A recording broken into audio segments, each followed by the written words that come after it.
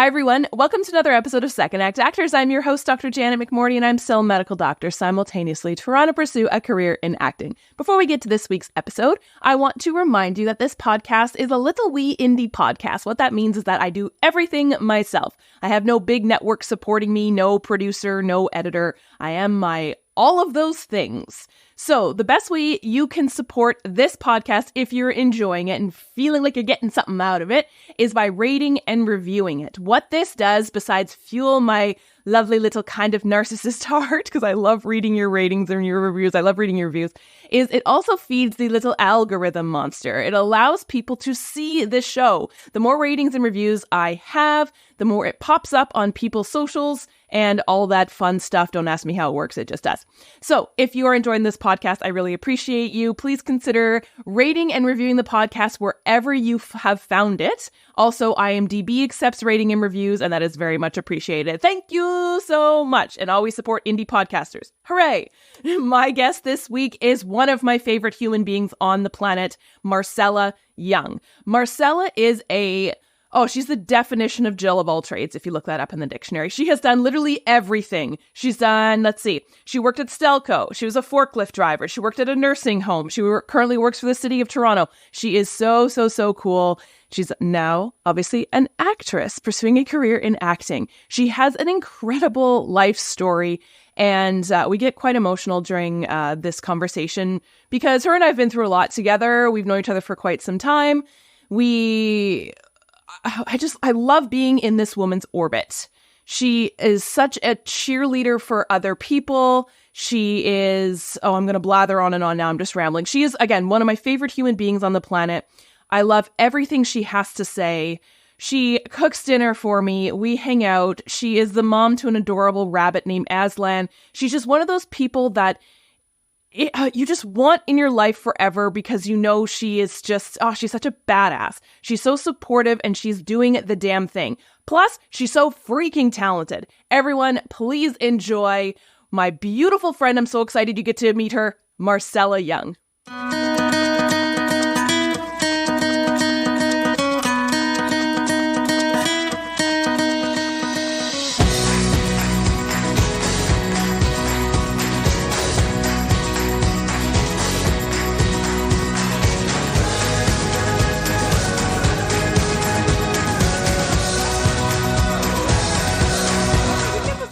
I was in, I got, an email, was it maybe a week and a bit ago from, what's his name? Artistic Director of Theatre by the Bay. They're the, theater up in Barrie. And I've done a couple shows with them before. And he was like, hey, we're doing a little project. It's an outdoor theater thing. Mm-hmm. And I thought of you for the female role. Would you want to do it? And I'm like, oh my God, life is crazy. It's so busy. I'm just getting back.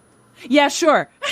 I was going to say, I think I saw a picture of that on social media. Yes. I was like, how is she doing this? Honestly, it's funny. We'll see if I get sick, right? But no, it was really fun. It was quick little project, 5 outdoor shows. Each show was an hour. It was just a lot of driving to and from Barrie. And but no, it was good. It was really fun. Oh my God, just a good little project. Yay. Yeah. Mm-hmm. That's really cool. I would love to be a part of something like that at some point. I find that the theater side or those in-person things are trickier than film for me because of my work. So it's just a whole other commitment. That's a challenge. But yeah, I would love to. Yeah. It's started in theater. I love it. Well, okay. Tell me your story. How did you get into this crazy business? It's interesting because I started when I was so young that, my first film role was in, I think, grade 4 or something. We had a substitute teacher and he had a camera and he said we were going to do a film as a class. And I got the role of the lead detective. So I got to play a detective. It was my first on-camera role. And I remember just being obsessed with it. And I did a lot of theater and singing. And I was in the Children's International Peace Choir when I was little for years. And I did musicals, and a lot of it centered around church as well, because I grew up in a religious community and with a religious family. And so I was always singing in church. I was doing musicals. I was acting. I was dancing. And I went to performing arts school for a year in high school. I was bullied quite heavily there and didn't stay. But the arts, self-expression has always been, I think it was, for me, it was my fun, but also my coping as a kid. It's how I, understood the world. I think it was a big part of like my play, my fun, my self-expression, but also trying to make sense of things, and I would have a little radio show that I would tape in my parents' bedroom, because they had like a little sound system, and I would do the commercials and I would do the interviews. So it's kind of funny how things go full circle. But again, as you know, I did not continue in the arts at that point. Like I studied literature in university, and but yeah, my first act, I feel, was I had a lot of jobs before my career even. Definitely did not see film and acting as realistic, and at the time it really wasn't, right? So, even in my day job now, I've worked with people who were in the film industry and left in the 90s, because in the 80s things got really bad. So, when you don't grow up with it as an option at all, and you grow up working class, which I did, you're focused more on survival and safety, and especially when you have no one around to look to that's doing it. So you're kind of focused on safety and survival. And also growing up religious, it was, you don't even need to necessarily go to university. Why not? It's just a backup career anyway to being a mom, right? And a wife, a career at all.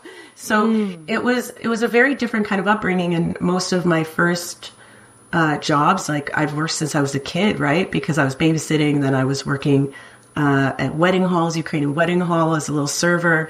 I tree planted up north for seasons during university, like helicoptered in. I worked at Dafasco. I drove a forklift and an overhead crane. I had a welding job at a industrial greenhouse parts factory.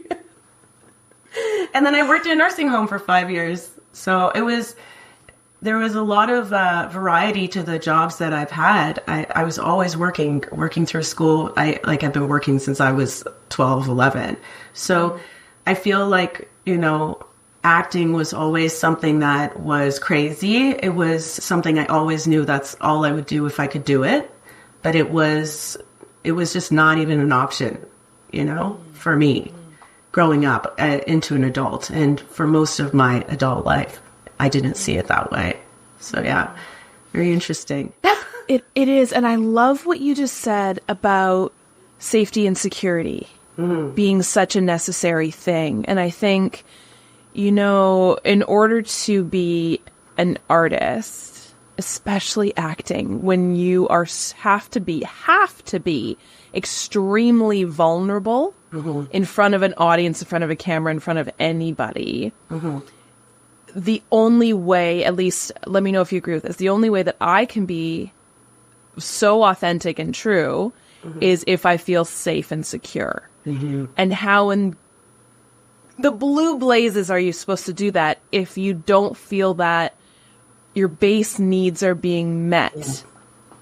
Yeah. What are your thoughts? I agree with that. I think that, for me, when I got back into acting, it started because I had a massive amount of anxiety. I was at work. I had to be on. I was hosting remote sessions across different provinces and time zones, and I was training people and talking to people, and I had so much performance anxiety. I just, for some reason, I can escape into a character and feel like it's almost like I built safety in acting. It's like I'm putting on a mask, or I'm becoming. And when I'm in my work mode, or even now, there's more of an anxiety about being myself than there is when I'm in character. I find safety in that distance. But yes, at the same time, feeling exposed, right? So I ended up going to Second City, and I did their improv for anxiety class. And it was to help me with my performance anxiety at work. And I was also going through a relationship ended at the time, and I was really struggling. I was in a tough spot, and it was the safest place to play. I had people in my class. One was a lawyer, people who were, also trying to just show up at work and show up in their lives and not be anxious and feel like they can make a mistake. And that was the biggest thing that I learned through that was, it's okay to make mistakes. It's okay to be real. And to not feel like so under the microscope, and that most people are really thinking about themselves usually anyway. And they're distracted, and they're not looking at you in the way that you think, And so I ended up, every week looking forward to that class. Like, it was better than therapy, and I was in therapy at the time, and therapy is great and important, but it brought me back to play, and it brought me back to my passion. All of a sudden I was in this space of Second City, which was a safe space to play. The people were wonderful. And every week I just couldn't wait to be back there. And that's how I realized, you know what, I can act. I can just do it. I had this big barrier in my mind, like it was a win-lose game and the odds were stacked against me, not realizing that just doing the thing I love for the sake of doing it is just a reason to do it. I don't have to be, having some end game that I have to achieve to be an actor, to be legitimate. It's not about that. It's about just doing the thing you love. And I think that that's one of the biggest barriers for a lot of people in the arts is that I want to be a painter. I want to be an actor. Just paint, just act, just sing. You're a singer. Just do the thing you love. And that is the reward. And the industry is so insane anyway that if you're not doing it for those reasons, like it's not a good it's like playing the lottery. It's not a good game to play if you're not actually enjoying the game, So I think that finding that place of safety, finding that play again, and then not having stakes be so high, because everyone wants to make it. Everyone's out there hustling, but what are we doing this for? And, especially in Canada, Canadian actors, the work is very hard to get. And as someone who's new and not even union yet, it's very hard to break into it. So I'm having a lot of fun. I'm having a lot of fun acting. I have a lot of fun in indie projects. I have a lot of fun rehearsing, in front of my rabbit. I am having a great time, and I've had so many opportunities to act. And then what happens is, you meet people, you're on projects, and you apply that same, passion, drive, and also the joy that comes from just doing the thing. And you end up going places, So I never thought, I'm going to be an actor. I wanted to, but when I just started doing it, I ended up being an actor. I am an actor, and then opportunities find you when you're doing something you love. That's the other thing. You just naturally are practicing. You're outpacing people who don't love it because you're doing it out of love. We are not trying. You're just having fun over here. Do you know what I mean? That is so powerful. And what I was thinking about when you were saying that, besides trying not to get emotional because it's so beautiful, is like everything that you have done was, and again, correct me if I'm completely wrong here, in building up to coming to this space where you can have fun, take pressure off yourself, be more vulnerable, and make mistakes. That sounds like it had to have come from now being able to feel safe and secure. Tell me about what that evolution was. Like, I know Second City was a big part of that. Yeah. But was there anything else that you noticed really helped along the way? Absolutely. Because, again, when I first started acting, I remember like on camera and auditioning, my first role was in a university film. And I was so anxious. I was shaking. Yeah. I wanted to throw up. I was just, everyone's watching you. You have to move your hands like you're, I was just like, I feel like every movement you're thinking about it. And, I was deeply uncomfortable.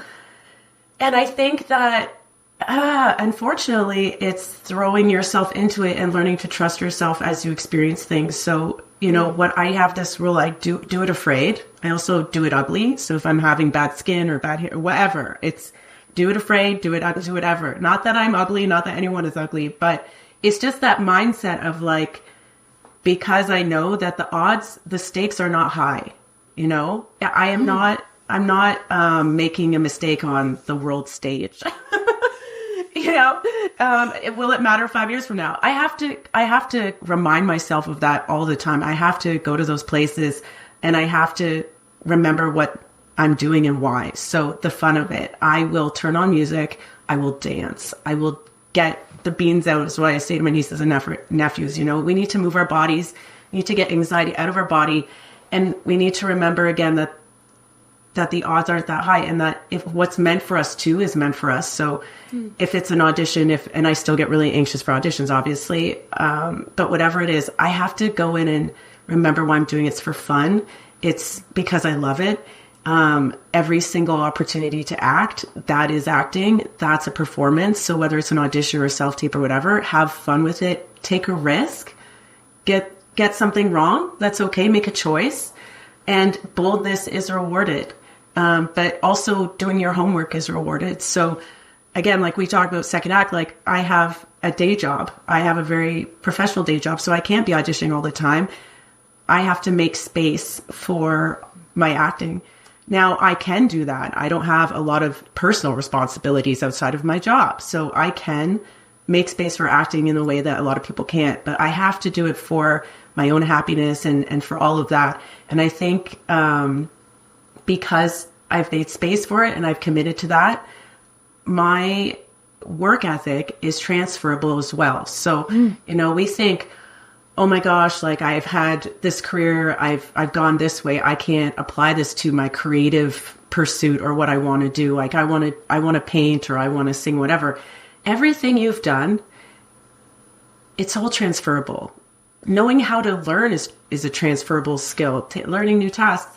I think of the movie Everything Everywhere All at Once, and I think of all the jobs I've had, tree planting, driving a forklift, working in a nursing home, like working at a wedding hall. Like it is all of those jobs, every single skill, I bring that to acting. I bring that to my art, and that self-expression, everything is transferable. And we think, we're older, or it's our second act, we're later to pursue something, but you're bringing all of that with you. You're not starting over from scratch. You are coming from a place where you have all these things to bring, and every single, special skill. Like I've trained in boxing for years, and I did kickboxing university and stuff like that. And my first union audition was because I had that boxing skill set.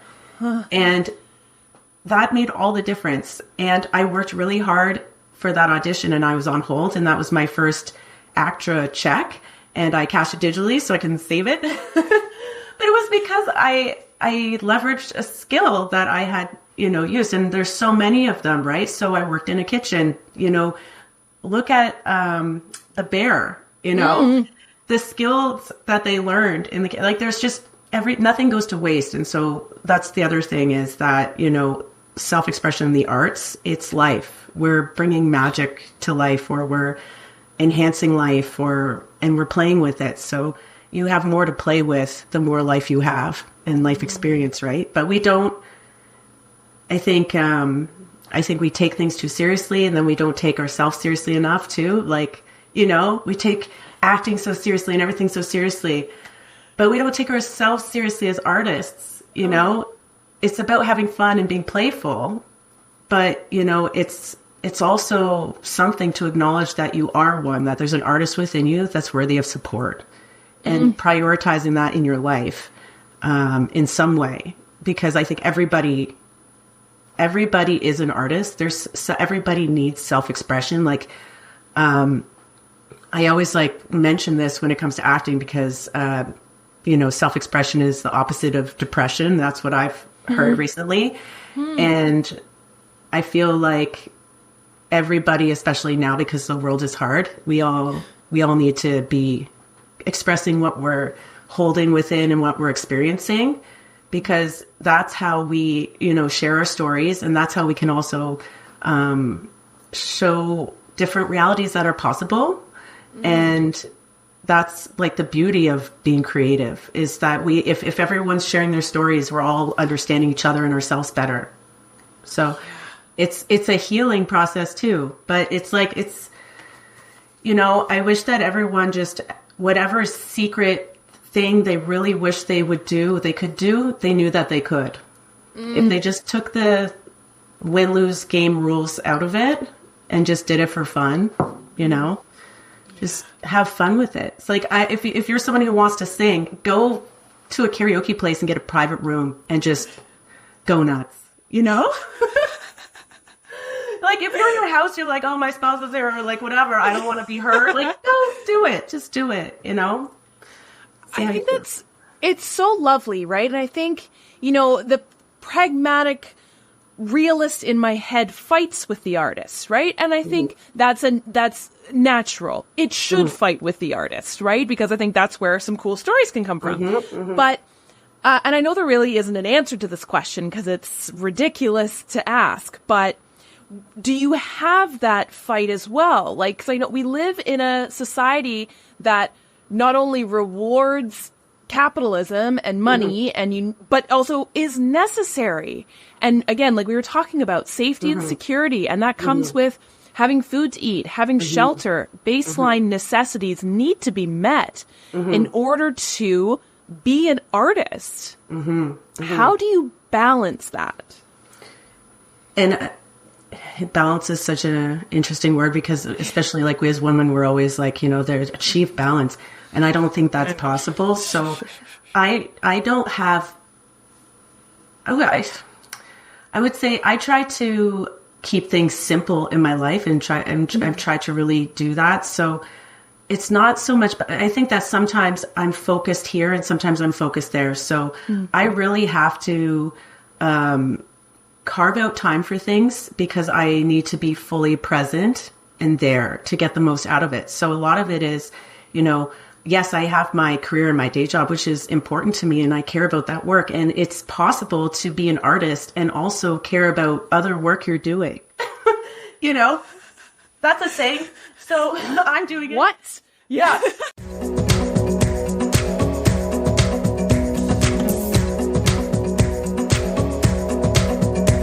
Something about growing in self-expression, feel comfortable and safe to be an artist and to play, and also to bring authenticity to things, because you're not, robotically, like anxiously performing. And again, I still have those moments. Obviously, I'll get like a little rattled or whatever, but there's something about, and I still get, I always have butterflies before I'm hosting, but there's something about being okay with yourself and with making a mistake and with being vulnerable and with also just expressing authentically in the moment, being spontaneous and allowing that to happen. Because I think that, we want to control things. We want to make sure everything is, if you have a perfectionist side or anything, you can't have that. You have to be willing to play and be a goof, make mistakes, look silly, look whatever, look scary, look bad. I was in an independent film last year, and my character was just a horrible, she's not a horrible person, but kind of like doing horrible things.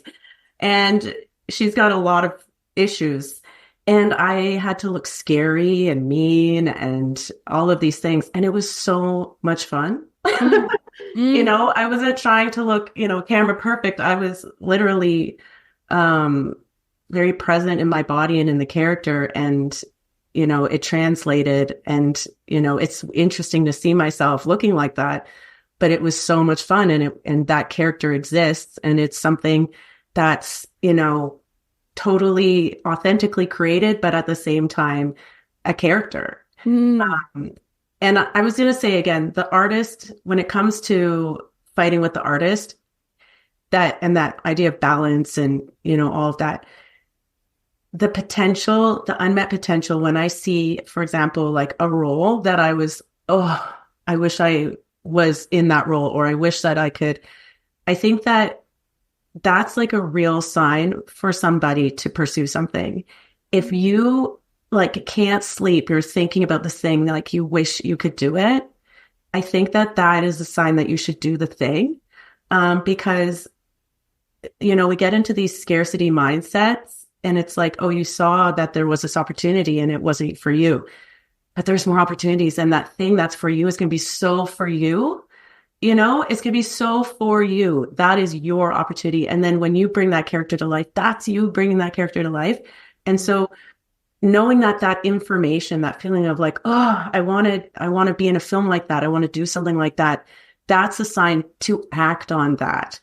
You know, make space for that thing. Don't go to bed angry at shoulda, coulda, woulda. And, you know, and I think about, I worked in a nursing home for many years. So I had a lot of, you know, existential moments there. I got a lot of life advice, and wasting your life wishing you did something is not the way to live. You know, so what do you want to do? And then go out and do that thing, you know, and some people it's, you know, traveling or, you know, doing, you know, a marathon or something. That's not, but that's also a really awesome thing that, you know, you just start with the first step, the first get out the door and try and make it down the street, and you just keep going. And I think that the more that you take steps and you do things, you know, the more that you audition, the more that you go to class, the more you get comfortable. But you have to like get out of your comfort zone. And that I think is the biggest barrier for a lot of people. Like if you know you want to act and you haven't been in a class, and, you know, getting and doing that thing, like you said, is quite vulnerable. But that's why when I was at Second City, you know, we were walking in circles and we were pretending we were gnomes. We were upset gnomes and now we're happy gnomes. You know, now we're weeping on the floor like, oh, you know, we were silly.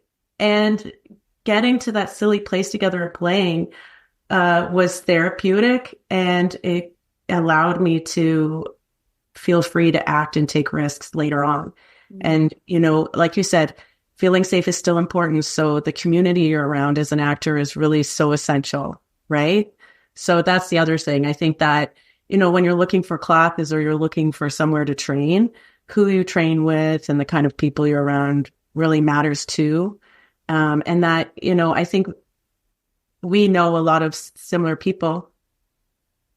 They don't have that competitive edge to them. Like they have that competitive edge in terms of their talent and their work ethic. They don't have that, you know, scarcity mindset. I find, you know, we all know that it's rigged against us, I guess, like that it's a hard thing to do. And we all know that we're trying, and that's it. That's all you can do. And I think that having a community around you means that, you know, that's like one of the big parts of enjoying the experience of being an artist is co-creation.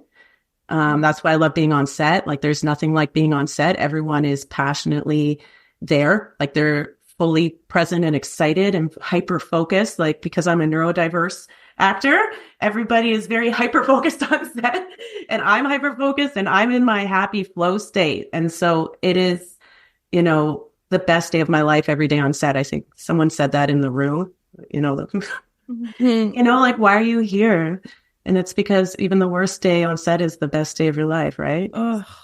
Right?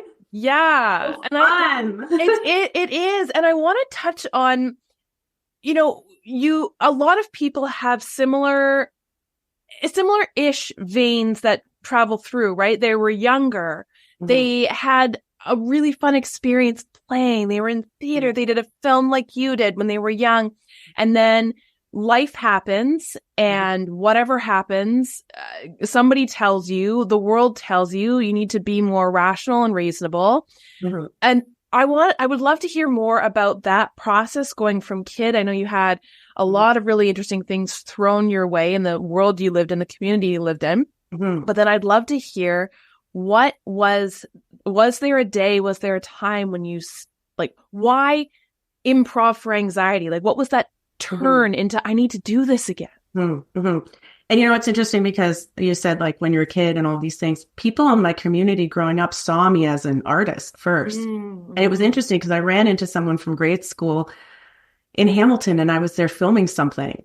And he was like, he said my name, like, Marcella Young. And I was like, I don't like how that person's saying my name. I can't believe it. I was like, who is that and why? And it was actually somebody, I didn't recognize him, but we were in grade school together. And he asked me why I was in town, and I said I was filming something. And he said, "Isn't that full circle? You were always the most creative one in the class." And was gushing about that. And I was, you think of yourself as a kid. All I remember is I felt weird. I felt like I was a weirdo. And to have this other, like this adult man say, you were such a creative kid and it's so amazing you're here. That's so full circle. And it's a full circle, right? And there are people that, because I used to sing, I would be told like, oh, this young lady sang at church and she dedicated the song to you because you used to sing this song every Easter and she liked it when she grew up and now she's singing the song. And I hear it. And so I've always like felt like that's what I'm supposed to be doing. And I knew it every single day. Every single day, I'm like, I wish I pursued acting. But it was just, I couldn't get over the fact that it was just a foreign film. And to get there, it just seemed like such a hurdle and so hard. And I don't have and I think a lot of people don't, that, people want to look at me. People want to see me. People like, this is going to work out for me because I should be on camera. Like, I don't have that mentality, So I wasn't thinking that way about myself. And then I realized, and they said this at LB Acting Studio too when I was there, Louis Bomander, your face is only you have your face and only you have your voice, and what you have, your asset is you. I am me, and that's what I bring. I am a unique person with a unique face and a unique voice, and there are characters out there that only I can bring to life in this way.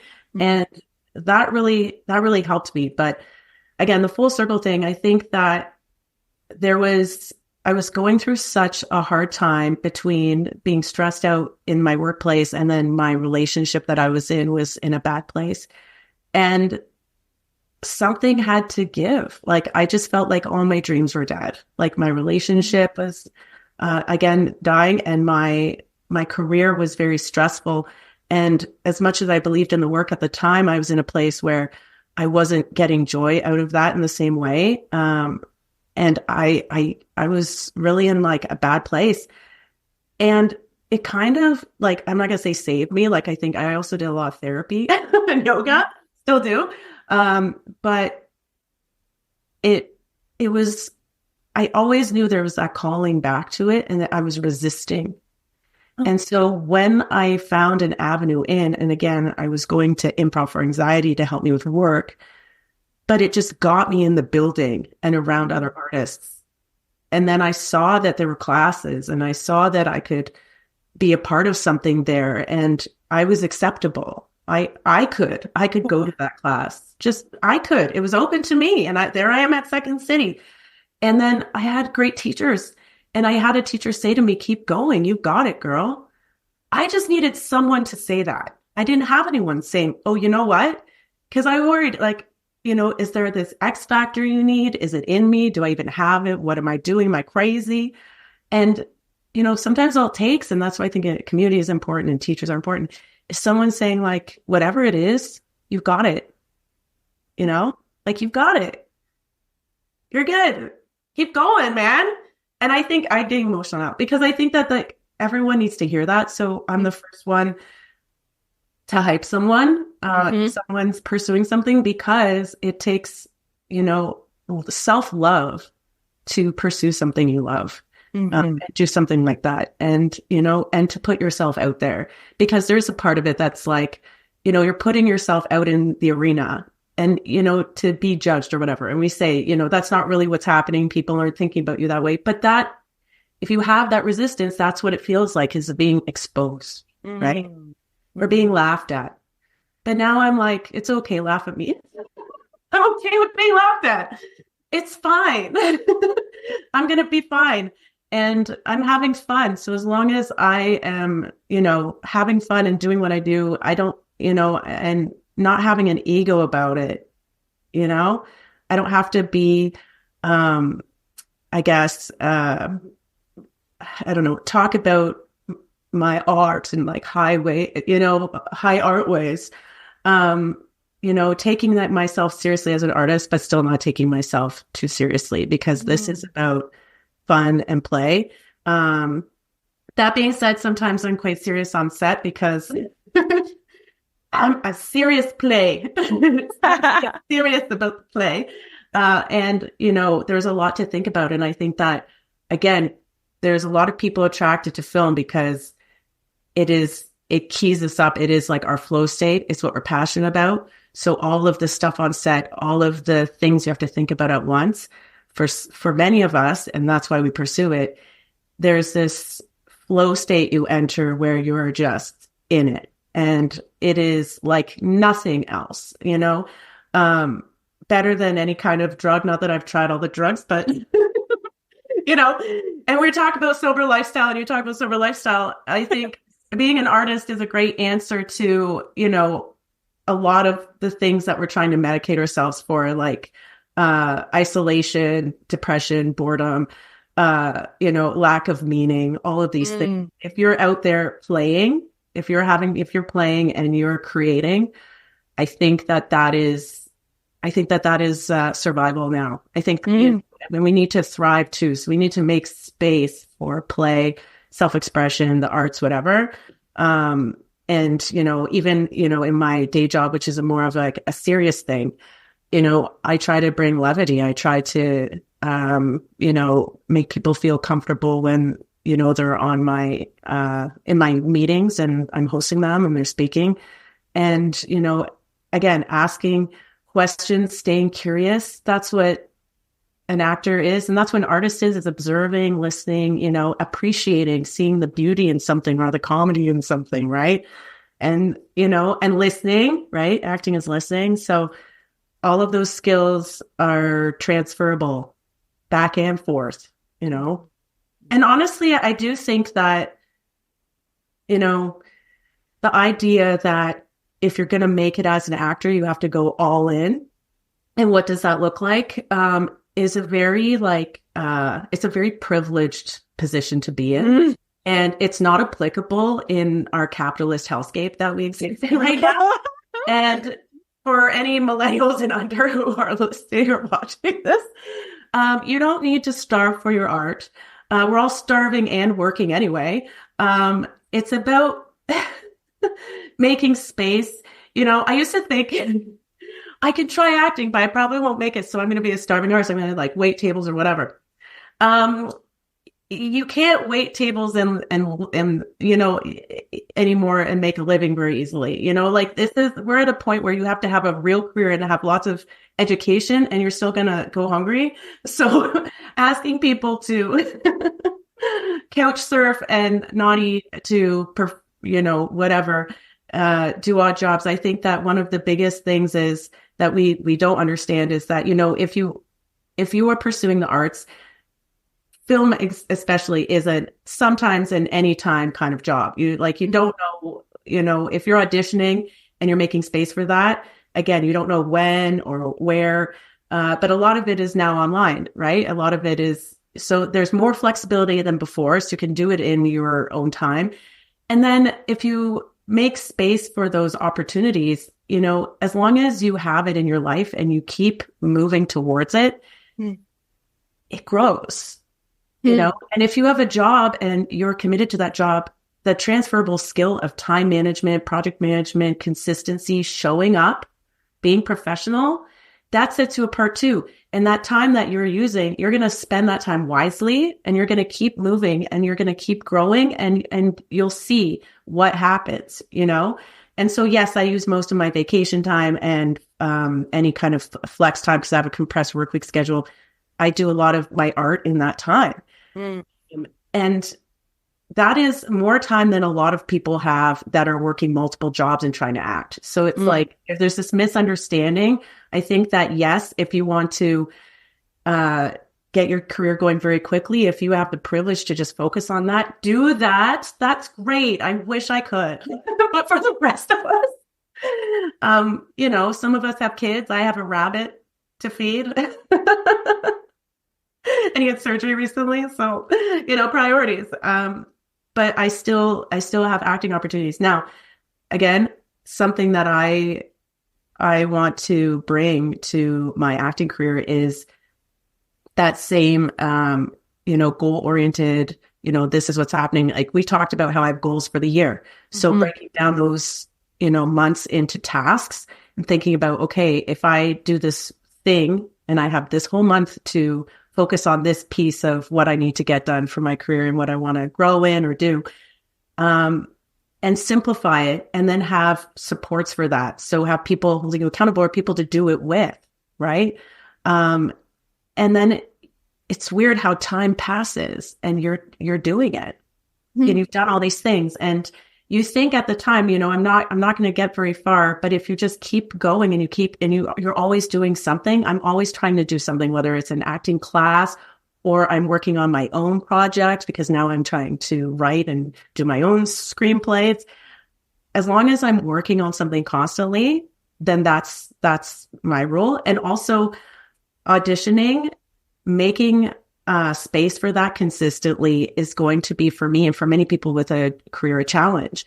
But again, there's more flexibility now in that. And so, making sure that you are committed to the artist in you and making that space, just like you do for other things, just like you do for going to the gym, taking care of yourself, your mental health, time with your friends. It's like, it is part of personal hygiene. It's part of, self-care, but it's something that grows as you grow with it. And I think that it's just it's not fair to suggest to artists that you have to starve for your art.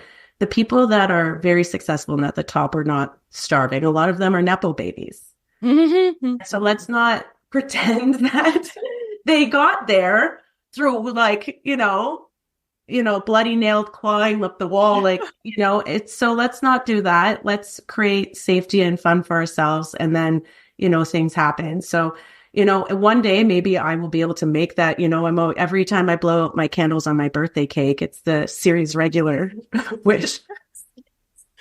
Until then, I'm going to keep doing what I'm doing. But actually, like I said, I do care about my day job and the work that I do. Of course, I'd love to be acting full time.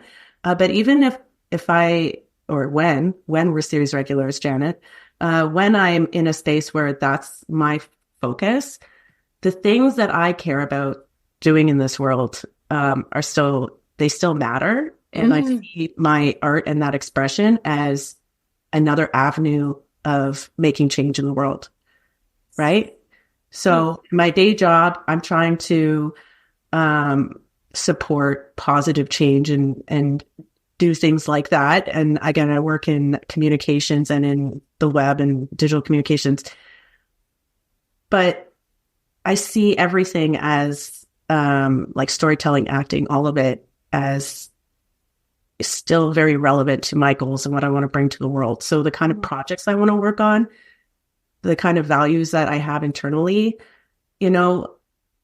this is the other thing people don't talk about. When you have a job, when you have this space that you're coming from and you're not coming from that scarcity mindset, you don't have to compromise and do things that you don't want to and should not do. And so maybe, like getting to a certain level of fame, if that's your goal, but like, I want to make art and I want to be a part of things that, move us all forward. I want to help tell stories that build understanding. I want people to have fun. I want to be in some silly stuff.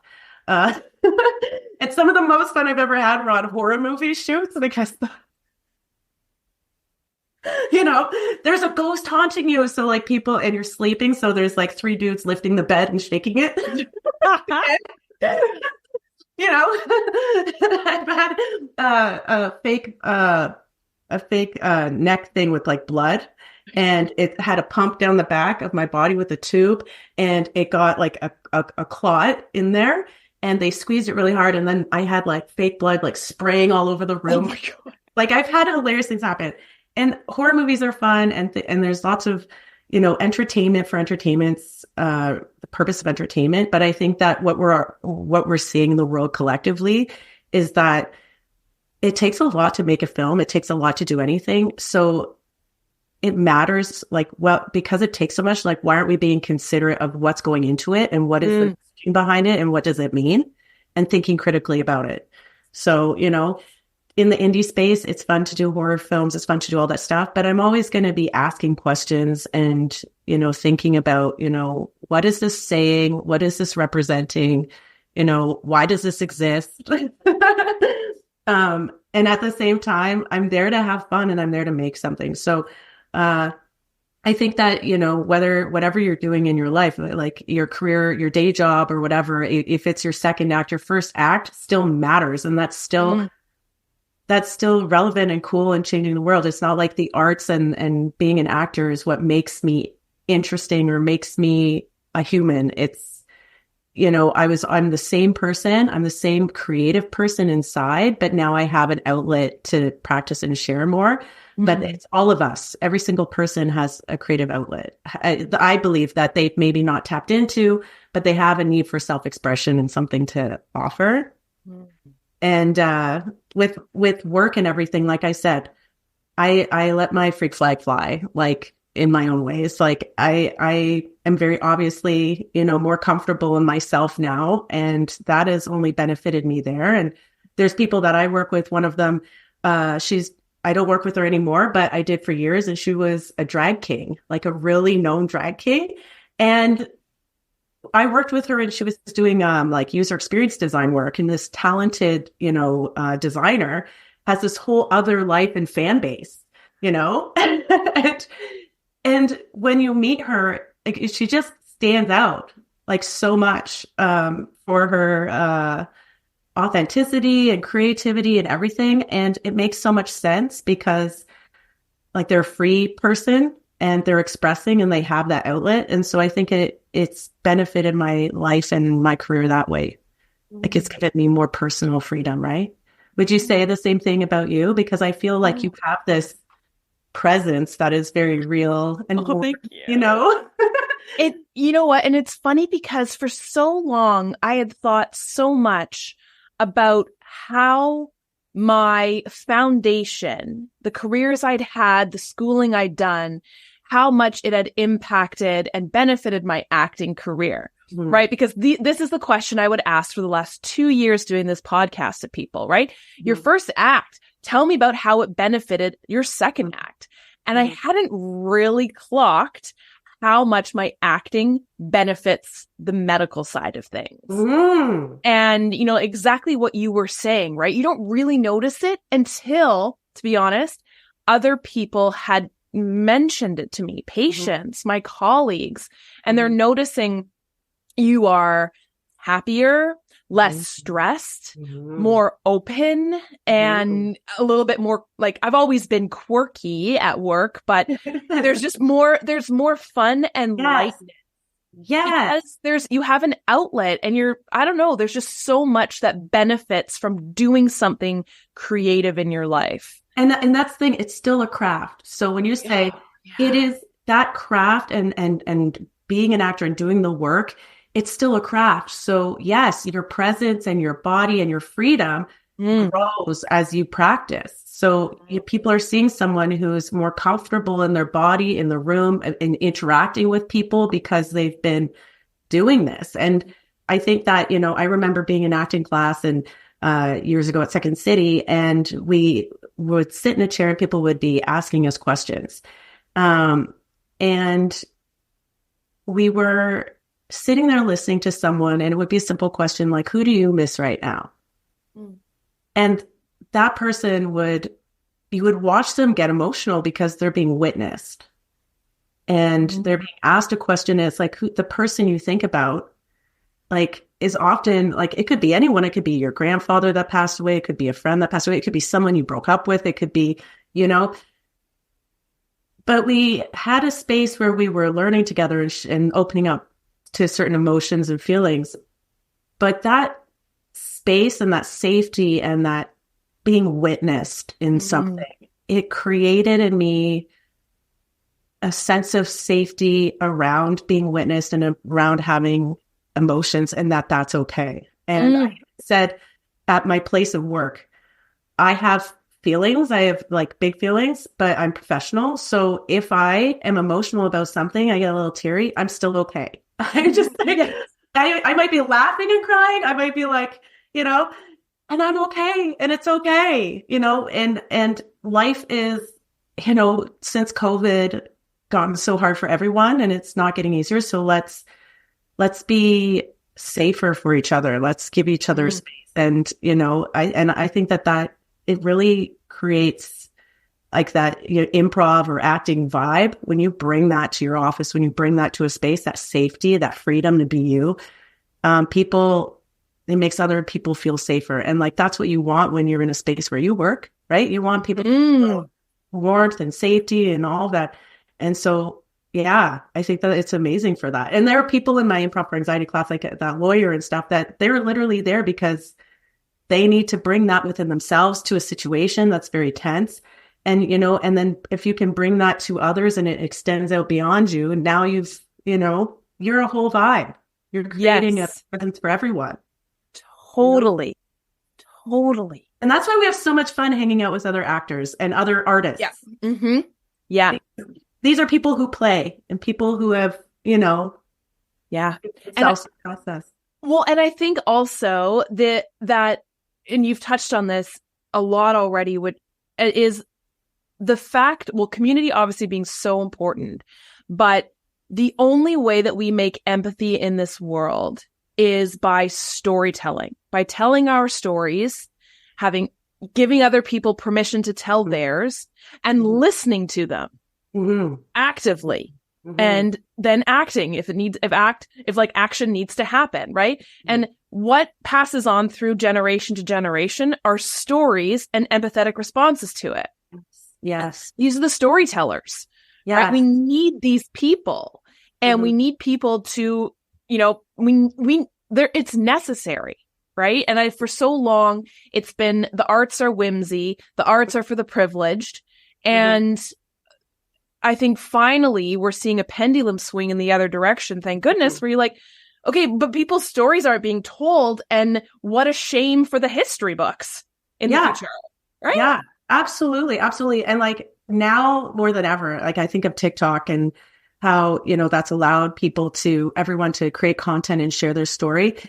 How much we are collectively learning and growing because of this. And they removed all that music from TikTok. Well, now independent artists, have more opportunity to show their music and shine and everything. Like, don't threaten, like someone said, don't threaten me with a good time. You're taking away our music. We're millennials and Gen Z. We grew up with nothing anyway. So like, take it away. We're just going to make our own music now. And I think that's the thing too. It's that, we can act, we can do this. And it's not just for like the privilege, but it's necessary for us. And also that feeling of, why should I act, or why should I think that I have a story? So I studied literature in my undergrad, and I studied Shakespeare and storytelling. And I learned from that and from asking like, who's telling the story and why, and, the context and everything. I learned so much about how voices are often privileged and how stories create histories and create realities.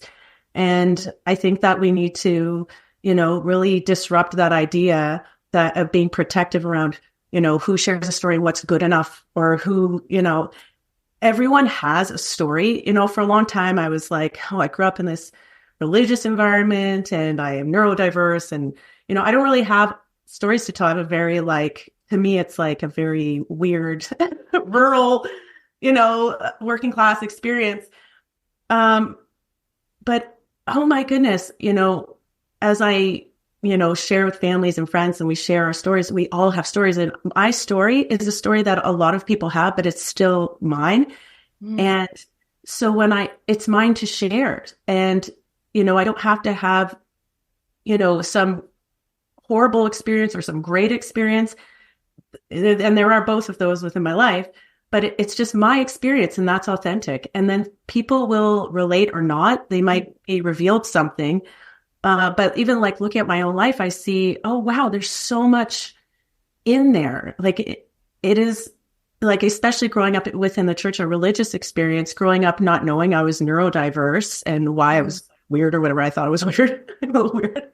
You know, it's something, and there's so much to it that I have that, you know, that now it's part of my story and part of why I love myself, and something that I can bring to the table. So when I come to a character, you know, I can look to my own experiences and my own story, and it inspires things. And, you know, and I love listening to other people's stories and observing other people. So there's always pieces of, you know, people I love and know, or maybe I don't like that much, and I've learned something from them too. And I bring that somewhere. You know, there's been times where I'm like, that person was really unpleasant. I'm definitely using them as inspiration at some point for character. So, you know, not in a mean way, but in a there's something, and again, curiosity about their story. Why are people the way they are? That's something that I think acting for me was a coping thing with social skills growing up. And I think it's still very helpful to go through that kind of process of, you know, what is the story here and what's causing this experience? And when you have some kind of encounter at like a Tim Hortons and someone's rude to you or something, you know, just contextualizing it like in your mind, like, I wonder what happened to them this morning. I wonder if they had bad news. I wonder if they're dealing with some unseen illness. You know, we don't know, not to excuse everyone, but it's just, you know, doing that character work around anybody really helps you build empathy, or at least use it for your art experience.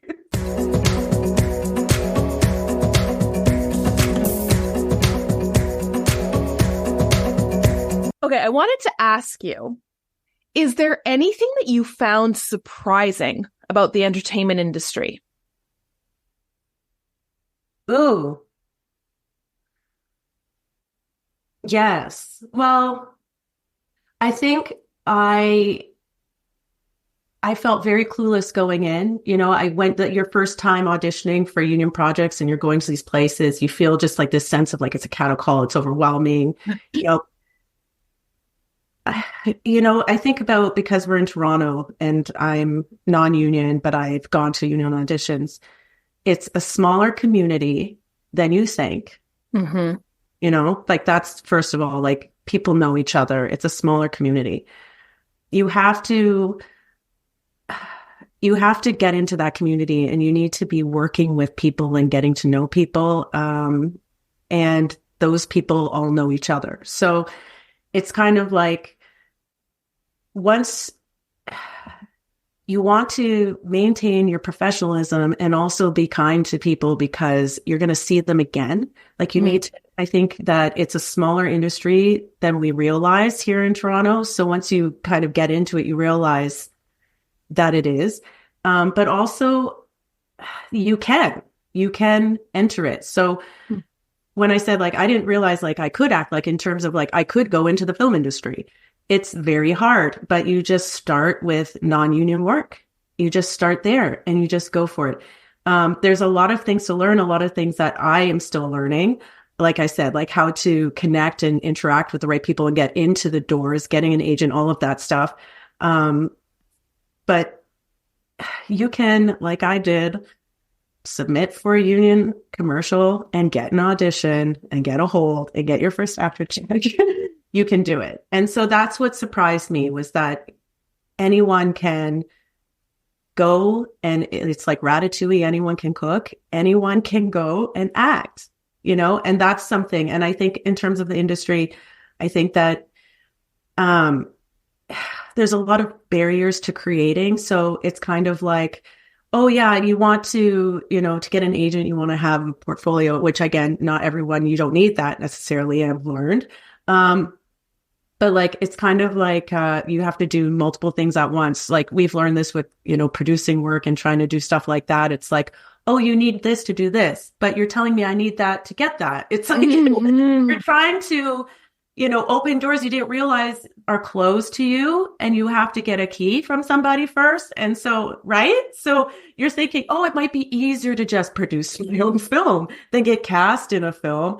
No, it's not. So maybe can you keep auditioning while you work on that? Making any film, making anything. Okay. So one of my favorite learnings is how important audio is, sound on a set. Yes. I worship sound people. They do such important work. And when it's not done, everybody suffers. So everyone is just as important as everybody else. Being an actor, I don't look good, sound good, or anything unless everyone's doing their job. So like I said this before, I don't think an actor should receive an award alone for acting. Because, especially on film, camera, whatever, because that's not how it works. I'm not an isolated thing. Someone's putting light on me, so I look good. Someone's doing the sound, holding that, turning they're like, it's so important. And it's such a skill. These are really high skilled, roles that people have, and they're all so important. So I learned how important everybody is, which I already knew that, they're highly skilled, roles on set, but just the coming together of everyone and how important that is. And just having that, good attitude. Cause I've been on projects where, actors come in and they're sitting separately from people and they're kind of acting like they're in a different class, like it's a class system. It's not. It shouldn't be. That's weird. We're all creating something together and we're all of equal value always as people. And on set, I think that should be the same. Yeah. But yeah, I don't know. I think I answered your question in 5 ways there. I loved it. What would you say? How would people describe what you do these days? Oh, so, okay. Yeah. I think about my family and how my mom would tell her friends. So my day job, they don't really understand, but they would say I work on websites or something web stuff. And then they talk about my acting a lot, actually. So my parents are super adorable, supportive of me and the arts, and my sister sang growing up too, very supportive of that. So they do brag a lot about me. And anytime I've had an event or something, the first time I saw myself on the big screen at, it was a 48-hour film project film. My family all came out to Toronto and watched, and it was one of the best days of my life. I was like, oh my God. I'm mortified watching myself on camera. So I was eating my scarf in the audience. But then after I was just everyone's here and it's happened. But yeah, they talk a lot about it. My nieces and nephews tell their friends at school that I'm an actor and show them my IMDb and stuff. And they've helped me with auditions. They're adorable. So I think that, what I'm trying to be for my nieces and nephews is an example of someone who went a different way and who's doing something, something different, because they're all little artists, my nieces and nephews too. And I want them to know that they shouldn't, stifle that, and they should know that that can be a part of their life, and they can be an artist. They can make stuff. My aunt's a painter, a lot of people don't think that it's possible to sell your paintings. It is. And she sells paintings. She's a painter. And we need examples like that. She's a great example for me to see someone who, she also made it when she was older, right? She had kids and she was, redoing furniture and selling it, but she was always painting because she went to school for, the visual arts. But she made it, around our age, this is when she started really getting successful, but it leveraged all of that stuff. And she had kids and a life in there. So that's the thing. I really think that, my family, they see me as I take my day job seriously, but they see that I take my art seriously too, and have a lot of fun with it. So, they see that it's brought joy into my life, and that when things cause I was married and, that didn't work out, whatever, but acting has brought me so much joy that seeing that it's okay, maybe I didn't go the traditional route in every way, but it's the route for me, and that's the best thing. And that's all I want for them and the next generation and anyone out there to know is that, we think that we're supposed to check these boxes in our life and we're given this roadmap, and it's not the same for everyone. You know, I just want to act more than anything, you know, more than like having a loving relationship. I love my rabbit and I love acting and relationships are important to me, but it's, even the person I'm with knows that acting is my first love. And even though it's my second act, like I said, I feel like it's my first act. I think all of us, you know, if we go back to being a kid, what did we love doing? Do that again. Because your little child self knows what you like to do. Did you like drawing, singing, you know, acting? Like, you know, when I was a little girl at Christmas, I made my little nieces and nephews, or my cousins at the time, actually, were younger than me. I would make like a Christmas nativity scene out of them. I was like putting big sponges on my cousin's back to be angel wings. Like I was producing. That's a theater, that's a production. So, you know, thinking about, you know, and I bet you loved helping people. And I bet you were fun to play with on the playground. We would have been friends. Mm-hmm. Intense play. Yes. Right? Do you have any memorable on-set stories or times like what you just mentioned? Mm-hmm, mm-hmm, mm-hmm. Yeah, you know what? Again, some of them are those horror movie ones because they were quite funny. Like the one with the shaking of the bed. You know, there's a ghost and you're being haunted and you're sleeping and then you get startled awake because the bed's shaking. But it's 3 guys at the end of the bed, crew members just lifting the mattress, you know. That was insane. I had an experience on set where we were out filming in the woods and a tree fell. And I rushed out of the way and my leg was over like the edge of the escarpment over. That was an exciting time and everyone was fine, but that was a story. I think that, you know, I was involved in, again, another horror movie that filmed over the course of a weekend and I got to help make fake intestines and like get in there with all of that stuff. And I'm a fainter around blood and it was so fun. It took the horror out of horror movies for me. I could now and have fun. But yeah, there's so many times on set that I've absolutely, you know, it's the best day of my life. Like even the film last year where I played a very angry person, I got to have a temper tantrum in public. I got to go out into the street with a baseball bat and smash things.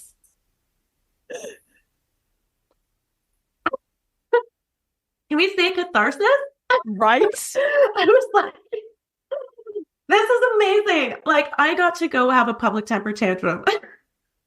And I just, you know, and people on set, I got compliments like, oh, wow, like you were able to like access that and do that. And I'm like, are you kidding? I was made for this. I love it was time of my life, you know. I ask this question at the end and it's a little mean because it's a big question. Do you have any final words of wisdom or advice, especially for people who are craving finding that inner child, like you mentioned, or that creativity a bit later in life? Now is the time. Like, I'm really excited about second act actors, second act anything. Now is the time for all of us to create, to self-express. You don't have to have financial goals. You have to remove yourself from that and do what you love. Now is the time to make art, be silly. Don't worry what people think. Now is the time to, you know, to do it. When you look at the world, like I said this earlier, like the world things are getting harder and we need this now. So don't stand in your own way of something. If you have a burning desire to do something, just do it. You know, if that burning desire is to like move, if it's to, you know, whatever it is, do it. It's so worth it just to do it. It's not a win-lose game. You're winning if you're just doing what you love. Just make space for it. Like you make space for hygiene, for health, for whatever. It's just the same thing. And you have to see yourself as worthy of that. You have to see your life and your existence worthy of investment in yourself as an artist. And that's true for everyone. There's nobody alive that can say, I'm not an artist. I have nothing to create, no self-expression. That is the human experience. So find out what, floats your boat, what gets you going, what makes you happy and excited, or find out what makes you angry because you're not doing it. And when you see people doing it, you're like, I wish that was me. What is that? Go do it. You can do it, in whatever way you can. That's all I'll say. There's no rules anymore.